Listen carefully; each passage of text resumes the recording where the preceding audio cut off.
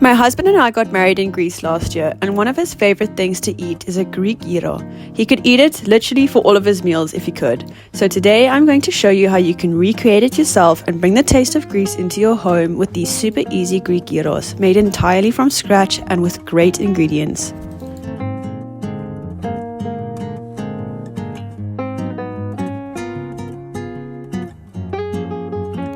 We'll start by making the flatbreads. Now there are many different recipes out there and some could be more accurate to how they're made in Greece, but this is how I made mine, which were delicious and soft. Measurements really depend on how thick your yogurt is, but pour approximately 200 to 250 grams of self-raising flour into a bowl and make a well in the center. Add in about 2 to 3 heaped tablespoons of yogurt. I used a double cream yogurt, which was great. I usually start with about 2 tablespoons and then add the third if the dough is too dry. Season it with salt or whichever other spices you like, such as oregano. I prefer not to spice it with anything but salt and pepper, as I add the other Greek spices into the tzatziki and chicken. However, you can add it now if you want to spice it up. Knead the dough until the flour is properly mixed in for usually about 10 to 15 minutes. Then place it into a bowl and pour over some olive oil to keep it hydrated. I find that this helps advance the flavor of the flatbread. Now let it rest for a bit for at least about 20 to 30 minutes while you make the other components.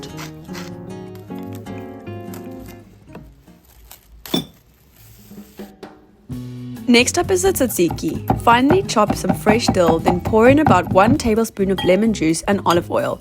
Season generously with salt and pepper and top with about 4 to 5 heaped tablespoons of yogurt. A traditional tzatziki also contains some fresh garlic.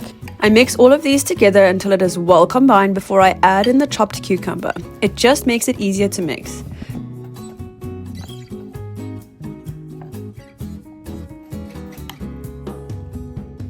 Gyros would not be the same if you didn't add in some fresh red onion. However, since they can be quite a strong flavor on their own, I first let them sit in a bit of vinegar before rinsing them.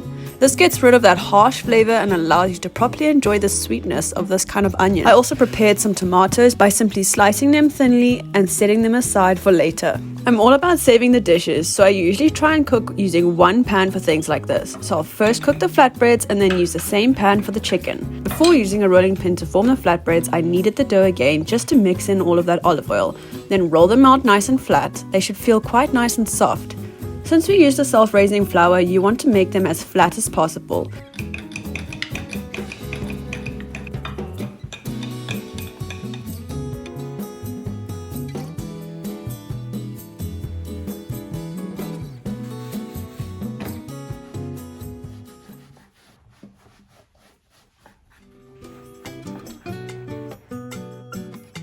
Place a bit of butter into a pan and then lightly place your flatbread into the pan and cook for about 2 minutes on a medium heat. For the first one I fried, I made it a bit thicker, but the second one turned out better as it was a bit smaller and flatter.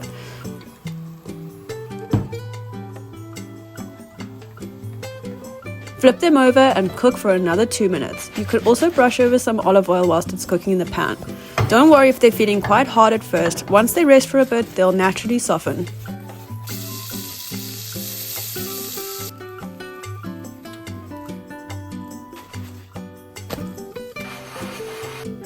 Once the flatbreads are done, cut up some chicken breasts and season generously with salt, pepper and some oregano if you want. I then fried it in the pan on quite a high heat and added in about 2 tablespoons of lemon juice.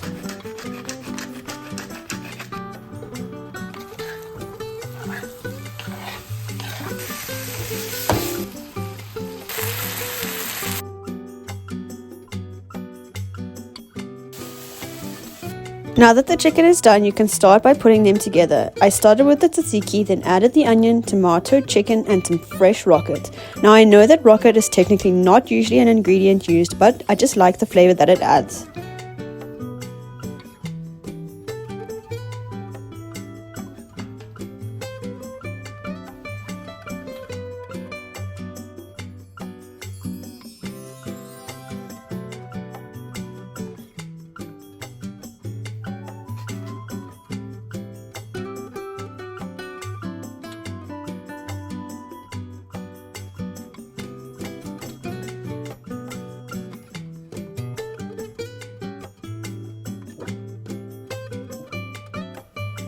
You could serve it with some potato chips or even put the chips inside the gyro like how they do it in Greece.